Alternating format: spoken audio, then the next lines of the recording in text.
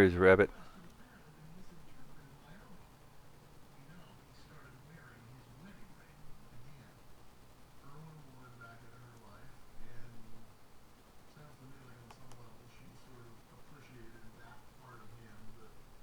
Oh man, did Cave Woman crash?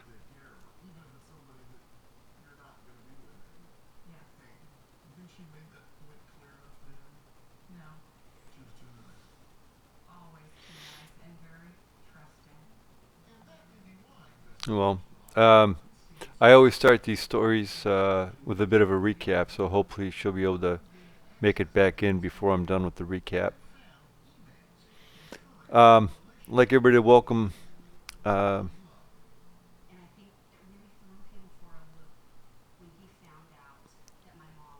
Renia and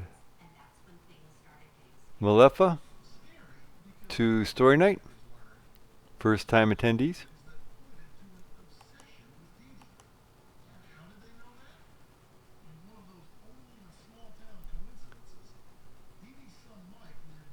And Lieka is uh,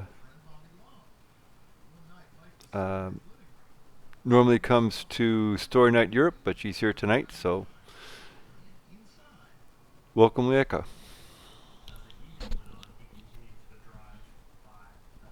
And welcome, Pochu.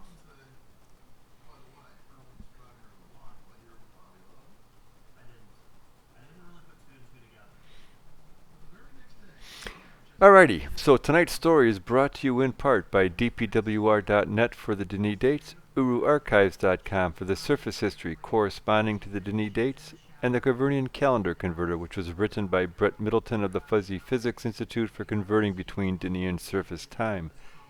Tonight's story is from Mist, the Book of Tiana.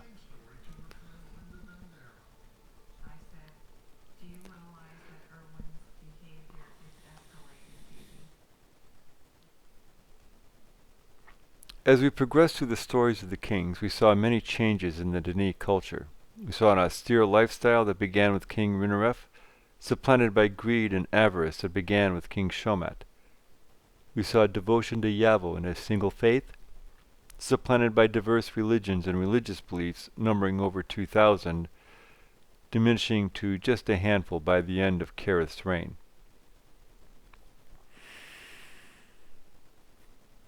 Because of the writings of a martyred, self-proclaimed prophet named Gish, we saw their belief system being hijacked and steered away from the words and teachings of Yavo. With King Jaron, who was Kareth's grandfather, we learned how the classes became the most divided they ever had been in their history. Yet the more violent factions in Denis decided to follow Yavo more closely and hope for a peaceful solution for their differing point of view.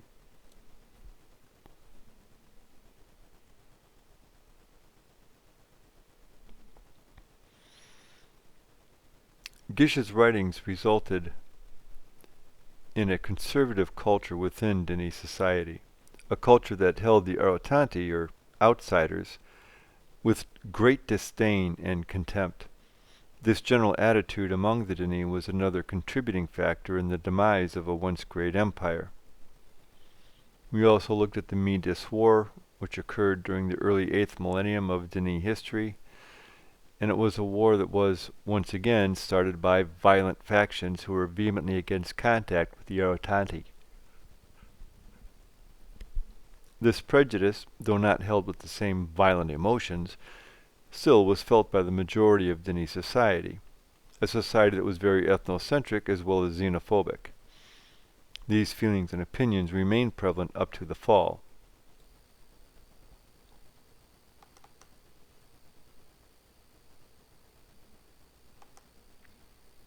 We also learned about the origins of Yisha's journey ages, who created them and why. We learned about Agaris, the architect of the fall. His motives were not ethnocentric, nor did they stem from xenophobia. He was driven strictly by revenge. Revenge for being wrongly accused and convicted of a crime he did not commit. Revenge that drove him to commit genocide against his own people. Also, there were the beginnings of Atris, one of the heroes of the fall, the excavation of the great shaft, and of a friendship with Viovis. Last time we learned about a surface dweller named Anna, her life and how she came to find the cavern, and those same old Denis fears. And we learned of Anna's time in prison, her learning the Denis language, and of Viovis's anger which started to burn against her over his beliefs in Denis elitism and supremacy over all other races. Tonight we will see a trial end in a quandary.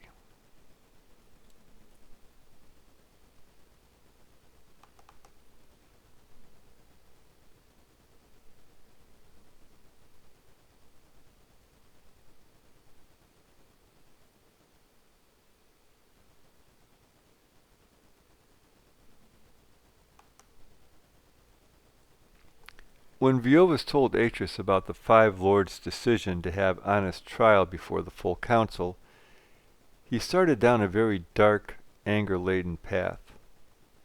He was always a man of deep emotions and passionate beliefs. Unfortunately, he was quick to anger and slow to turn from it. In the Denis year of 9368, approximately 1712 A.D. on the surface, Anna was brought before the High Council of Denis. After being held prisoner and learning the Denis language for the previous 6 months, the time of her trial arrived. As she was being taken via palanquin to the guild hall for the hearing, she saw throngs of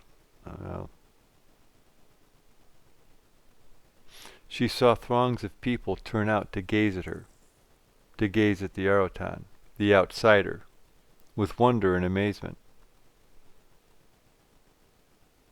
as if she were an exotic animal being brought back from some foreign land to be put on display at the royal court. The road to the hall first went through narrow streets and plazas in what were obviously the poorer sections of Denis, the lower city. The people were dressed nearly the same, wearing drab-colored garments, and their houses all looked alike. Then through a large gate into the more affluent part of the city. Here the people dressed very differently from one another, and very garishly. Their houses, too, were all different from one another. She remembered that her father had lamented to her years ago, his disillusionment with empires having long ago reached its zenith, that for the poor was uniformity, for the rich was anything. Here the expressions on the people's faces were different. Here they were more hostile.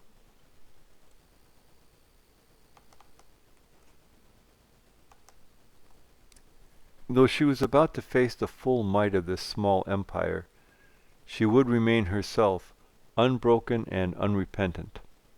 After all, for what did she have to repent? Her father's words came to her once more, that if she believed in herself, then it did not matter what the greater world thought of her. Be brave, Anna, but before all, be true to yourself. As she was finally brought before the five, and the entire Denis council, her hearing began. Master Giron told her that she must answer every question that is put to her, and not speak out of turn. As the lords took their seats, all eyes in that august chamber were on her. She noticed 2 guildsmen in particular. She noticed them at first because they were not nearly as old as were most of the other chamber. And then she noticed their eyes. The first pair seemed to be filled with curiosity. The second pair were filled with open hostility. Her blood ran cold.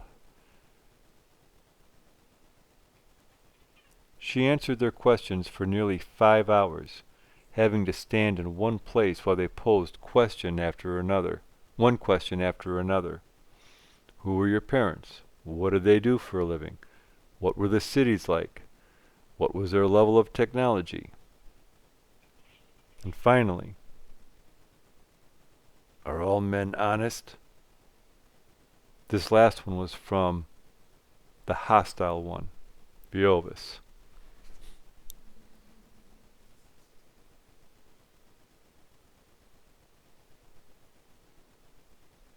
The fact that some are the fact that some are and some aren't was not a satisfactory answer for him, feeling that she was trying to have it both ways. And she asked a question of her own. Are all men in Denis honest? She was immediately rebuked by Lord Aeneas, reminding her that she was there to answer questions, not pose them. After glaring at her for a few moments, he declared the proceedings at an end for the day, and that they would resume the next, and the day after that if necessary, until she was empty of all possible answers.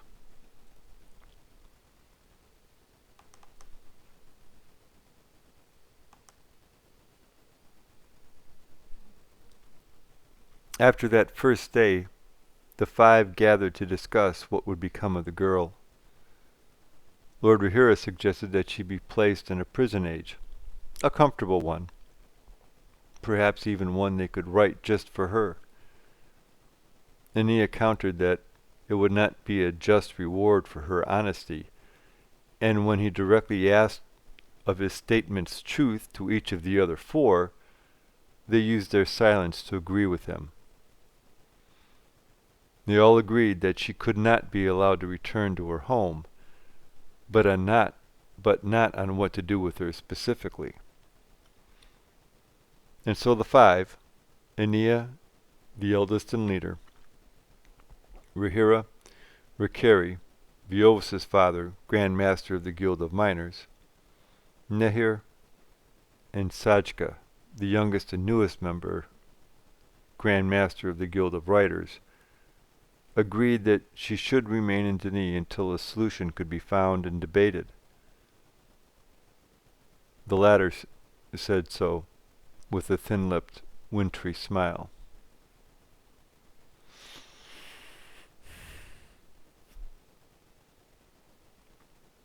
Please join us next time as we learn of a friendship strained. The end.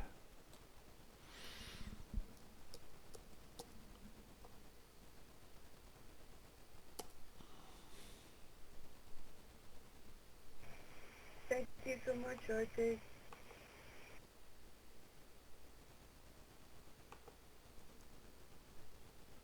You're welcome, Rabbit. You're welcome, Cave Woman and Caver.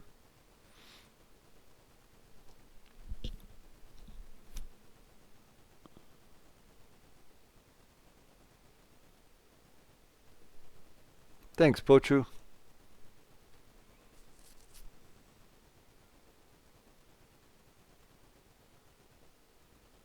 You're welcome, Leica.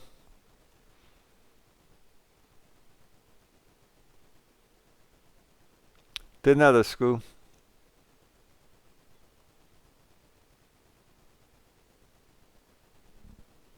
That's right, JT. And I plan on being there to be the first one through the door.